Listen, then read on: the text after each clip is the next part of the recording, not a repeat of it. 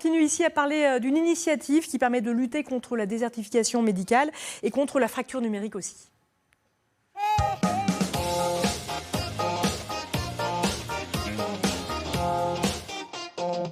Et je suis ravie d'accueillir notre invitée, Véronique Debande. Merci d'être avec nous. Vous êtes présidente d'une société innovante de santé publique. Votre credo, ça pourrait être, si vous ne venez pas à moi, je viens à vous.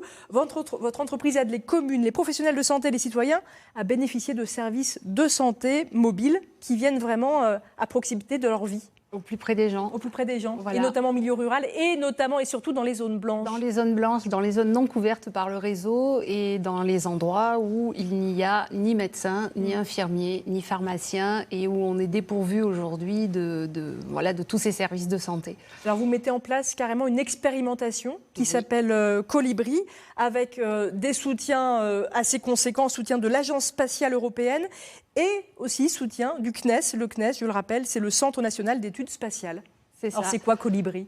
Colibri aujourd'hui, donc pourquoi colibri ? Le petit oiseau, certes, parce que les petites gouttes font les grandes rivières, mais parce que aussi c'est pour nous la communication libre et intelligente, et c'est la capacité qu'on va avoir de déployer des solutions de proximité et itinérantes et mobiles, en associant des compétences organisationnelles de santé publique et des opérateurs, un opérateur particulier, Numérisat, qui est notre co-directeur dans cette expérimentation sur des technologies de télécommunication. Donc vous avez sélectionné dans cette expérimentation Colibri 6 villages en Nouvelle-Aquitaine, voilà, 6 et ailleurs aussi d'ailleurs. 6 sites. 6 sites, voilà, exactement. Voilà. Vont être tous avec des spécificités d'utilisation de la télémédecine, donc où on va pouvoir tester la téléconsultation, la téléexpertise, la téléassistance, mettre les gens en lien avec la télérégulation, avec les SAMU et les hôpitaux de proximité, puisqu'il faut savoir que les petits villages aujourd'hui sont quand même isolés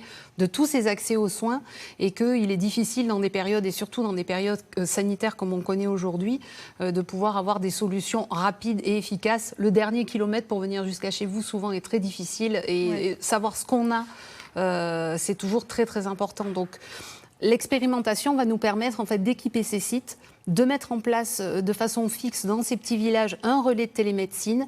Et dans des lieux dédiés, ça peut être des lieux existants. Ça va être, voilà, alors des lieux dédiés, des lieux identifiés, ça peut être des réhabilitations d'une gare, ça peut être l'utilisation d'un bâtiment public qui était plus utilisé. Une salle municipale par exemple. Exactement, ou dans les mairies qui sont utilisées des fois dans les tout petits villages qui sont ouvertes que 2 matinées par semaine et de réhabiliter la mairie et de faire vraiment, vous parliez des tiers-lieux tout à l'heure, mais on est vraiment dans cette notion de dynamiser des lieux existants et des bâtiments publics pour faire ce genre d'expérimentation. Et ça doit être un soulagement pour des habitants de se dire justement qu'ils ont la médecine chez eux, alors qu'on est dans des zones blanches parfois ? C'est exactement, en fait, aujourd'hui, ce que les habitants vont pouvoir... Il va falloir qu'on lève un peu les freins, parce qu'on amène quelque chose de très nouveau dans un village où souvent il n'y a pas une grosse dynamique. On essaye de faire venir des médecins et on essaye les gens aujourd'hui se débrouillent en système D pour accéder au système de santé.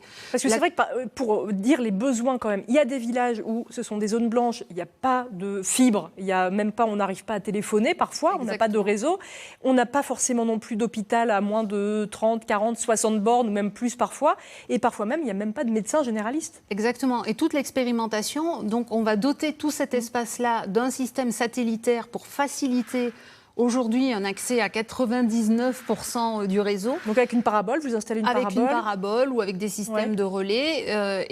L'intérêt, c'est d'utiliser des objets connectés qui seront donc à l'utilisation et des professionnels de santé ou des acteurs du territoire et de transmettre en fait par des données sécurisées, puisqu'on va utiliser le satellite, de transmettre ces données de santé pour faciliter le diagnostic et pour faciliter aussi la prise en charge des malades chroniques ou, j'allais dire aujourd'hui, dans les situations comme on le connaît avec le Covid, de pouvoir accéder à un centre de vaccination, à une prise de rendez-vous et de faciliter l'agilité du numérique. C'est ce qui est très important aussi. Ce qui est intéressant, c'est que dans les lieux comme ça que vous équipez avec la parabole, il y a a aussi des gens qui sont là pour accueillir les gens, pour discuter avec eux. C'est ça. Et donc, ces personnes spécifiques, aujourd'hui, l'État a développé ce qu'on appelle le conseiller numérique. Et nous, on va lui doter, on va en mettre 2. Donc, on va faire un binôme opérationnel social santé, donc d'opérateurs qui sont les boss. Donc, on va les appeler nos boss sur le terrain. Et il y en a un qui sera dédié au relais de télémédecine fixe et l'autre qui sera dans le consultobus. Et on a vu le consultobus parce qu'il y a des lieux fixes, mais il y a aussi votre bus qui se promène et qui va vraiment chercher les gens. C'est ça. Il aura la même vocation que le relais de télémédecine fixe et il aura pour vocation aussi de montrer à la population qu'on peut l'utiliser dans les différents petits villages sans pouvoir avoir besoin de se déplacer. Mais si on a besoin après de rejoindre et d'avoir ce service de consultation rapide, on peut venir sur le relais de télémédecine. Vous avez choisi 6 lieux, dont plusieurs, 4 je crois en Nouvelle-Aquitaine, c'est ça, 4 en Nouvelle-Aquitaine, en Charente, Lot-et-Garonne, Gironde et Dordogne. Ouais. Vous pouvez citer les communes déjà? Alors, Saint-Sulpice de Cognac, c'est sûr, donc en Charente. On aura d'Aubèze en Gironde. Et sur les 2 autres, pour la Dordogne, communauté de communes du Grand Bergeracois et dans le Lot-et-Garonne, au niveau pareil du Haut-Agenais. Donc voilà, ça sera dans ces communes-là. Et les 2 autres expérimentations seront un peu différentes. Une qui sera en lien avec une prison, qui est en zone rurale, parce qu'aujourd'hui, il y a ces problématiques-là aussi d'accès aux soins, et une autre qui sera plus dédiée à la télésurveillance des patients cardiaques, plutôt dans les Hauts-de-France. Voilà. Donc c'est...